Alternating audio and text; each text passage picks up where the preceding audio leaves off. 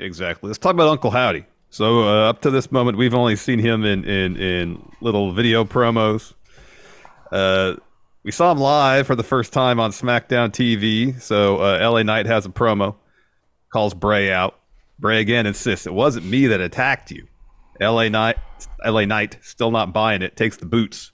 Bray only for Uncle Howdy to make his appearance. Now, more than anything, this bit, in my mind, highlights the limits of how WWE produces their show. This shit should not have been shot with your typical broadcast camera because it kind of shows how cheap the whole thing is.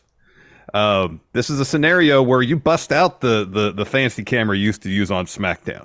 Oh, the 8K? Yeah. Oh man, that showed every word. I think that. I don't know, well, man. If you Buddy, like this a bit more the camera they cinematically, used. it would I help. don't know. I don't know who's in this suit, but they look like George Costanza. Like the way, and I haven't. Maybe whoever's in the suit is super fit.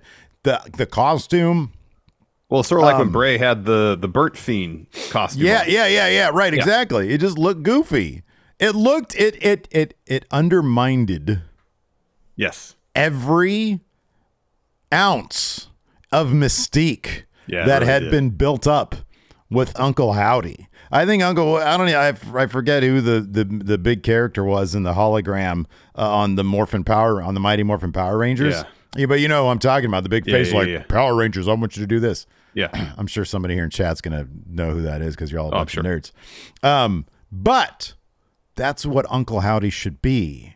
Like never showing up looking like a fucking extra at Chuck E. Cheese. You know, Zordon. People say Zordon. Thank you, Zordon. Doing this shit, like rubbing his hands together, doing this and doing more of this and doing this. And oh, look, I'm doing a bunch of weird shit because I don't know what to do with my hands. And meanwhile, his fucking sleeves are too long, so his hands are like sticking out like this. He looks like an idiot. Yeah. This was terrible. This was awful. It wasn't very good. In the words of JD, this was garbage. I was trying to provide some constructive criticism that could have salvaged it. But here's the thing. Good. It wasn't good. I honestly do not think that a proper camera could have saved this because regardless, the dude just looked goofy in this fucking outfit. Well, here's the thing. When they do those little video promos and whatnot on the Tron, like the cheapness of the Uncle Howdy mask works because like, oh, wow, this is kind of weird.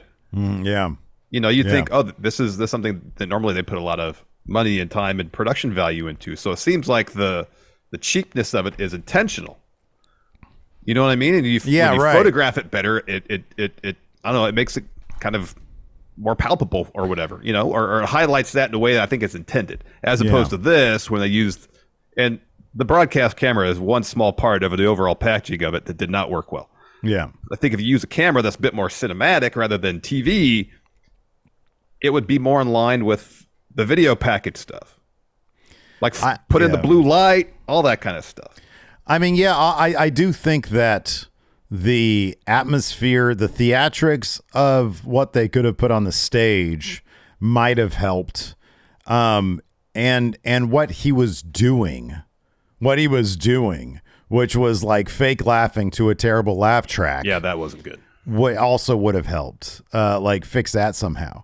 But he's just up there, and it's honest to God, like something that you would see at like a Chuck E. Cheese. Mm-hmm. It's just like a goofy ass outfit. That was, I mean, they tried to mood light it, they tried to light it, but it was still too bright. It was way too bright. Like he should be a sinister figure. Yeah, no. And this laughing is like, you know, and man, it just undercut everything they were really doing with Uncle Howdy. If they made the lighting more dramatic, you bring in the blue light like he has in his promos. Yeah. So you just get a little hit of Uncle Howdy. He walks out and then you hard cut. Yeah. So I mean, the beat is, all right, LA Knight now sees, all right, Bray and Uncle Howdy are two different people. Mm-hmm. That's all we really need. Yeah. And any attempts to kind of make Uncle Howdy seem sinister, the way they put it, oh man, just undercut it entirely. Yeah, I mean, I say the camera thing kind of half tongue in cheek because again, I'm just trying to think of some way, some positive criticism to say how this could have been fixed. No, could have been fixed with new camera? Absolutely not.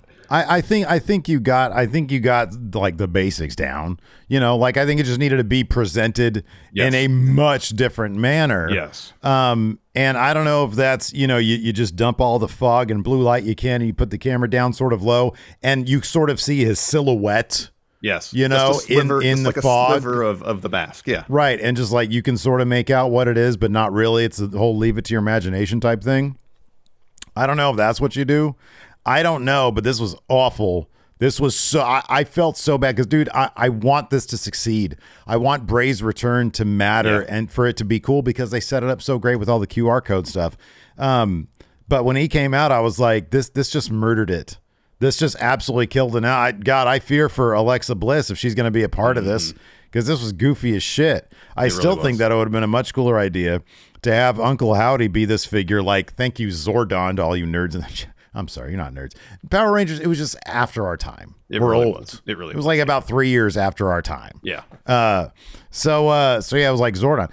If Uncle Howdy was like, you know, sort of infiltrating both brands, and he's got Alexa on Raw, maybe to start her own version of, you know, Uncle Howdy's family, and then you got Bray over on SmackDown doing this stuff, I think maybe that could be kind of cool. But to have an actual dude, I mean, I made the joke all the time about, I want to see Uncle Howdy running ropes. We want to see him in the UFC, all the sitting titles, down, totally. Holding the titles because he's going to dethrone Roman.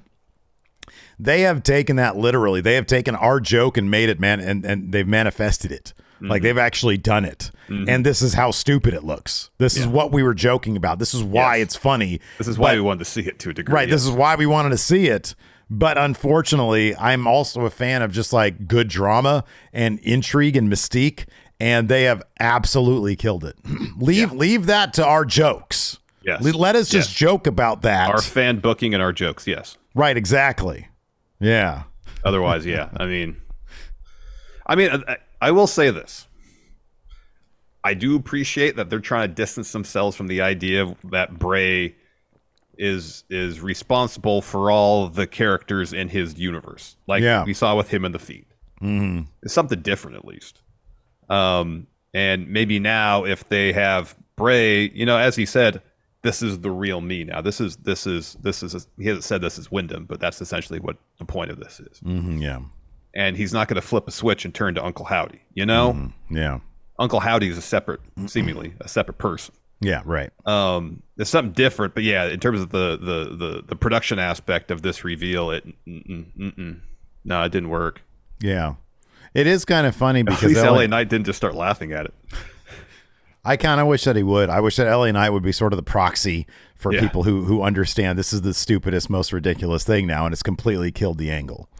Because I don't want to, like, this dude, now I absolutely want to see him running ropes just so I can laugh at it, so I can be entertained by it. Yes. This was embarrassing, and I felt bad for Bray, because he's trying his best to get in there, but how does anybody think that this is good? Yeah, no. How would anybody think that this dude standing out there, this George Costanza looking dude in a giant, fucking blue mask, or whatever this is, sitting here doing, wringing his hands, holding his tummy and laughing. I know. Yeah. Yeah. So I don't know. This was not how I had hoped this was gonna go. It was cheesy as hell. I do need to put him in the banner up here. You do. Maybe I'll ask Paul about it later on. Yeah, you can. Yeah, there you go.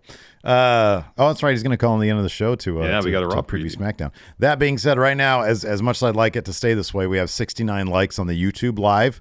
Nice. Let's try to get that up to 200. Let's try to get those likes up to 200. Yes, please. All you got to do is just hit that like button. If you're in Twitch chat, hey, head over to that YouTube and then hit the like. Smash the like button. You can come back to over here if you. Head over to the brand new FriendoShop.com and get your latest Friendo merchandise. While you're there, use code FriendoFriday to get 20% off. And don't forget to pick up Don't Interrupt the Game t-shirt right now. FriendoShop.com.